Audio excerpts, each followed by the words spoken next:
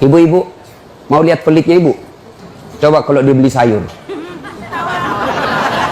Hobi memang dia nawar. Kalau dia ke pasar, beda 1000, dia kelilingi tuh pasar.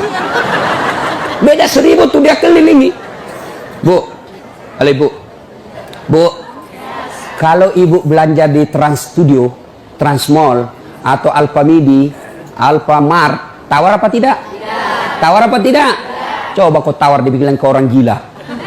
Lalu pedagang kasihan yang sesama kita pribumi, datang naik sepeda motor, kadang kala sepeda, dia datang, dia sudah panggil kita, ya Bu Haji, Bu Haji makin cantik aja, masih nawar.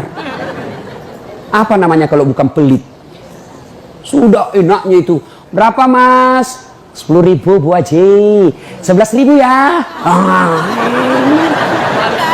Mantap. Kalau kan ibu-ibu yang suka nawar, kalau bapak-bapak kan tidak suka nawar ya. Ini ibu-ibu tuh suka betul nawar. Bu, ibu mau ndak suaminya diambil orang? Mau? Silakan pelit. Orang pelit itu tidak ada yang suka.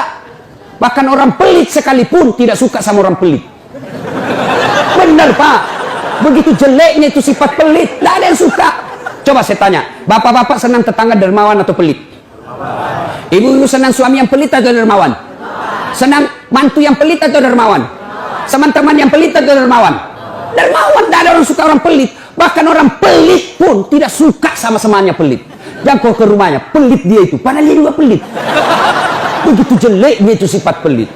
Demi Allah, tidak ada orang bangkrut gara-gara sedekah. Adakah pernah bapak dengar, Mas, tuh yang di sudut rumah di komplek, tuh kaya betul dulu Ustadz, cuma karena dia rajin sedekah, bangkrut. Ada? Tidak pernah. Biasa kita ini sangka buruk kepada Allah, tidak mau bersedekah karena sangka buruk. Nanti saya makan apa? Nanti saya makan apa? Jangan cemas rezeki, jangankan diambil orang, tertukar saja tidak. Cica aja dijamin rezekinya. Tahu Cica? Tahu? Cica makan apa ibu? Masuk akal enggak? Ya masuk akal. Gimana caranya? Satu di dinding, satu terbang. Di mana ketemu?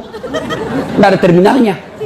Kalau pesawat terbang, kita jalan, ada ketemunya di mana? Di bandara. Ini Cica satu terbang, satu di dinding. Di mana ketemunya? Tapi lagu kita waktu kecil kan, Cica di dinding, diam merayap, datang seekor nyamuk. Nyamuk yang datang. Nyamuk yang datang. Allah jamin rezekinya. Lagu tidak bilang Cica lompat ke nyamuk. Setengah mati Cica, kasihan. Iya kan? Itu Cica, tidak sarjana, tidak punya kursus, tidak ada kaki, tidak ada otaknya, tidak cerdas, bisa hidup. Apalagi ibu, jangan pelit. Sedekah, Allah sudah jamin rezekimu. Bu, ada suaminya mulai selingkuh? Ada? Tidak usah curhat sama tetangga, apalagi curhat di Facebook. Tak kusangka kau begitu. Pret, beleng-beleng. Rahasia keluargamu kau ungkap di Facebook. Begitu mulai, bu, ciri-ciri laki-laki yang sudah mulai lain-lainnya. Kalau yang selama ini tidak pernah pakai sisir keluar, tiba-tiba rapi. Tidak pernah pakai parfum, tiba-tiba beli parfum malaikat subuh. Nah, yang tadinya keluar rumah tidak pernah pakai setrikaan, langsung rapi. Yang paling mencurigakan kalau dia terima SMS dalam kamar mandi. 70% wajib dicurigai. Nah, kalau sudah begitu ibu tidak usah curhat sama tetangga, lebih curhat kepada Allah. Bangun ibu sholat hajat, lakukan sampai 8 rakaat. Setiap 2 rakaat di sujud terakhirmu kau berdoa kepada Allah. Ya Allah, engkau yang membolak-balikkan rasa cinta dalam hati suamiku. Tidak mungkin aku bisa mengendalikan cintanya. Ya Allah, tidak mungkin aku jaga dia 24 jam. Engkau yang maha menjaga ya Allah. Ya Allah, pelihara suamiku dari godaan perempuan lain. Ini ada duit saya 500.000. Saya tolak bala besok kepada Tuhan. Mudah-mudahan 500.000 suamiku terhindar dari wanita jahat. Bismillah. Coba amalkan itu, Bu. Coba amalkan. Yang jadi masalah kalau suaminya juga sudah tahu rumusnya. Dia bangun juga sholat tahajud. Dia bangun pula sholat hajat. Istrinya sebelah, kamar sebelah, suaminya kamar sebelah. Ya Allah, capek sudah saya lihat istri saya, ya Allah. Ngamuk aja kerjanya, marah-marah aja, berat badannya juga makin tambah, ya Allah. Tak tahu dilihat dari mana dia seksi. Ya Allah, ini ada duit saya 500.000. Tolak bala ya Allah. Mudah-mudahan istriku ikhlas saya kawin lagi. Bingung malaikat yang mana? Jangan pelit. Demi Allah, tidak ada orang bangkrut gara-gara sedekah. Saya kasih contoh. Tanggal 4 kemarin, sehari sebelum lebaran. Ya, tanggal 3 malam. Ada anak-anak usia 19 tahun. Bapaknya Flores, mamanya Toraja, Kristen. Karena sering dengar ceramah saya di YouTube, akhirnya dia memutuskan diri masuk Islam. Desember kemarin, 19 tahun. Tanggal 3 malam, dia DM ke saya di Instagram. Ustadz, saya ini dicerita cara mualafnya. Kemudian besok sudah mau lebaran, saya belum punya baju baru Ustadz. Saya lihat Ustadz ini bagus-bagus bajunya. Di mana belinya Ustadz? Saya bilang sebenarnya baju saya tidak dibeli, bikin sendiri. Tapi yang lebih sebenarnya lagi, bukan baju yang bagus, saya yang gagal. Ya, sudahlah. Saya butuh baju lebaran. Saya bilang, kau datanglah ke rumah saya. Saya sediakan, kau pilih bajuku yang kau suka. Dia pakai tongkat, turun dari taksi. Wih, kasihan saya. Kenapa kakimu, Dek? Ternyata diamputasi kakinya. Dia singgah sholat asar, ditabrak mobil. Saya bilang, berat betul hidupnya ini anak. Diusir dari orang tuanya, Pak. Diusir, sekarang tinggal di masjid. Tidak disetujui, hanya dia sendiri masuk Islam. Diusir. Bilang, kenapa kakimu? Saya cerita. Sedih saya, sempat berkaca. Yang sedih, Ustaz. Ini tidak ada artinya ini kaki ketimbang iman saya kepada Allah. Luar biasa, 19 tahun.